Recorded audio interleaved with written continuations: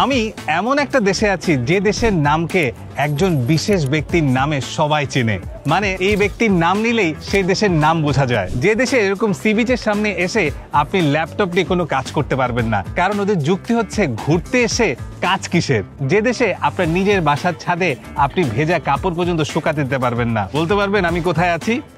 আমি এখন আছি পর্তুগালে।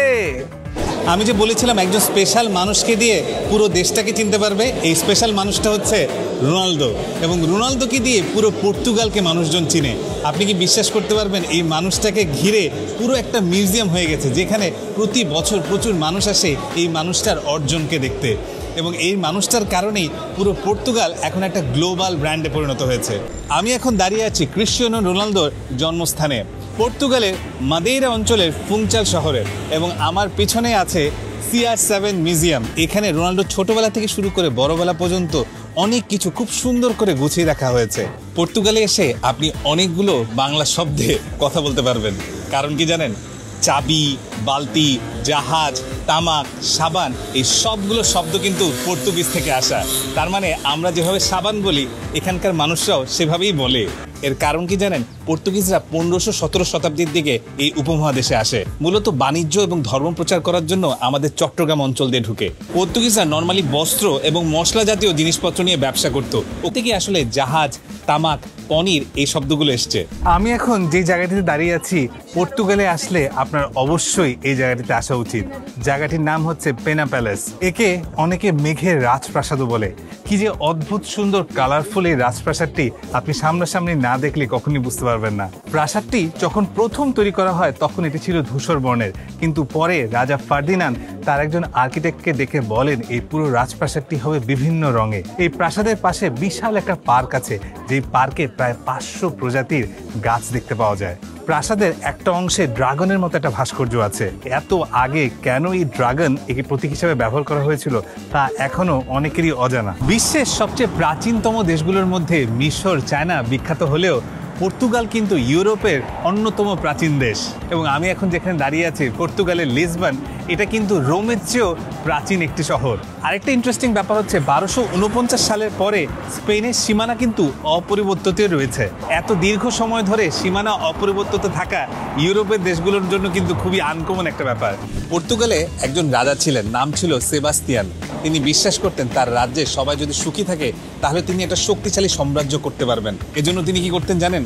যে কোনো মানুষ এসে তার কাছে কান্নাকাটি করলেই চাকরি দিয়ে দিতেন।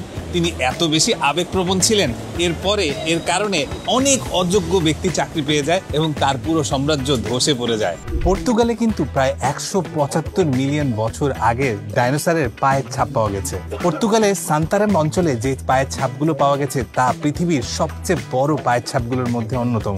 জুরাসিক যুগের এই পায়ের ছাপগুলো দিয়ে বোঝা যায় ডাইনোসর কিন্তু আসলেও ছিল।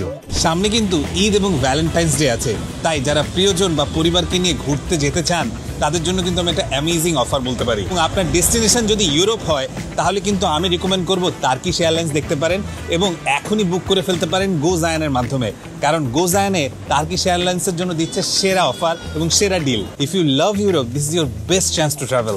বুকিং কিন্তু দিতে হবে জানুয়ারি মাসের মধ্যেই। বিস্তারিত জানার জন্য ঘুরে আসতে পারেন গোজায়ান থেকে, অথবা আমি আমার কমেন্ট সেকশনে সবকিছু দিয়ে দিচ্ছি, সেখান থেকেও চেক করতে পারেন।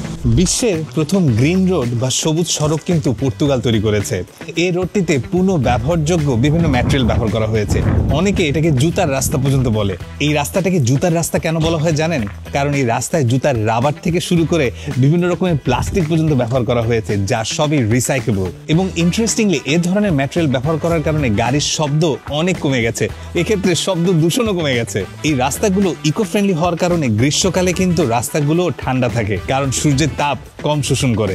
এই মডেলটা কিন্তু পুরো পৃথিবীব্যাপী অন্যরাও ব্যবহার করতে পারে, তাই পর্তুগাল একটা রোল মডেলই হয়ে থাকবে। পর্তুগাল কোন জিনিসটি উৎপাদনে সবচেয়ে বিখ্যাত বলেন তো? কর্ক।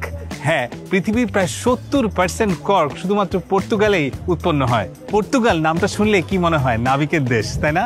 এবং আপনি যদি পর্তুগালের লিসবন শহরে বিভিন্ন জায়গায় ঘুরেন তাহলে এর ছাপ আপনি অনেক জায়গায় পাবেন। যেমন আমি এখন যে টাওয়ারটির সামনে দাঁড়িয়ে আছি তার নাম হচ্ছে বেলেম টাওয়ার। এটি পর্তুগালের লিসবনে অবস্থিত। আজ থেকে 400 বছর আগে এটি বানানো হয়েছিল এবং এই টাওয়ারটির বৈশিষ্ট্য হচ্ছে এখান থেকেই আগে নাবিকরা তাদের যাত্রা শুরু করত, আবার যাত্রা শেষে এখানেই তারা পাড়ি জমাতেন। বলা হয় এই বন্দরটাকে রক্ষা করার জন্যই এই টাওয়ারটি বা দুর্গটি তৈরি করা হয়েছিল। আমি এখন আছি একটা স্পেশাল মনুমেন্টের সামনে। এই মনুমেন্টের নাম হচ্ছে মনুমেন্ট অফ দ্য ডিসকভারিজ এবং এই মনুমেন্টটা কিন্তু ঠিক টাগাস নদীর পাশেই অবস্থিত এবং এর পিছেই ভাস্কো দা গামা ব্রিজ।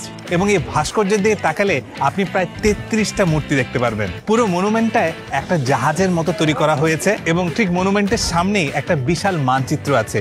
বোঝানো হয়েছে এখান থেকে নাবিকরা কিভাবে বিশ্বের বিভিন্ন জায়গায় যেতে পারে। আমার পিছনেই কিন্তু ইউরোপের সবচেয়ে দীর্ঘতম সেতু ভাস্কো দা গামা সেতু। ভাস্কো দা গামাকে কিন্তু আপনারা অনেকেই চিনেন। উনি কিন্তু পর্তুগিজের একজন বিখ্যাত নাবিক ছিলেন, যিনি প্রথম ইউরোপ থেকে ভারত উপমহাদেশে পাড়ি জমিয়েছিলেন। এই সেতুটি এতটাই শক্ত করে বানানো হয়েছে যে প্রায় 250 কিলোমিটার জোরে বাতাস বইলেও এই সেতুটি অক্ষত থাকবে এবং অনেক বেশি ভূমিকম্প হলেও এই সেতুটি অক্ষতই থাকবে। এই সেতুটিতে প্রায় 12টি লেন আছে এবং এর টোল সিস্টেমও খুব ইন্টারেস্টিং।